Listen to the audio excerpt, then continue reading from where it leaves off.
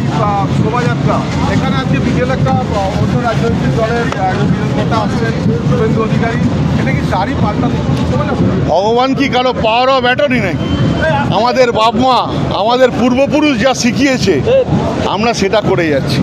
আমরা নিজের ধর্মটাকে পুজো করি আর পরের ধর্মটাকে, অপরের ধর্মটাকে আমরা সম্মান করি।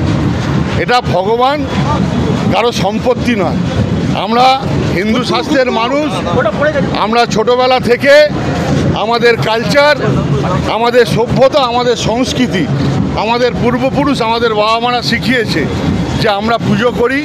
আমরা শ্রীরামচন্দ্রের পুজো করি, বজরংবলীর পুজো করি, আমরা দুর্গা পুজো করি, আমরা ঈদ করি, মহরম করি, বকরি ঈদ করি।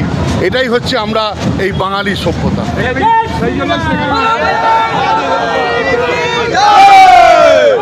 মানুষ সেজন্য কি সামিল হয়েছে? হ্যাঁ, এখান থেকে এলাকার মানুষ সে কারণে কি সামিল হয়েছে? সমস্ত মানুষ সামিল হয়েছে। আমি আবার বলছি, আবার বলছি, ভগবানকে নিয়ে নোংরা খেলা উচিত নয়। আমরা এটা প্রত্যেকবার করে আসি, কিন্তু হঠাৎ করে এলাকার বাইরের একজন লোক সেই অনুষ্ঠান করুক, তাতে কোনো অসুবিধা নেই। ঈশ্বর মঙ্গল করুক, ঈশ্বর সকলের মঙ্গল করুক, ঈশ্বর সকলের মঙ্গল করুক। তবে একটা জিনিস জেনে রাখবেন, চোরের ভাত আছে, বেঈমানের কিন্তু ভাত হয় না, এটা জেনে রাখবেন।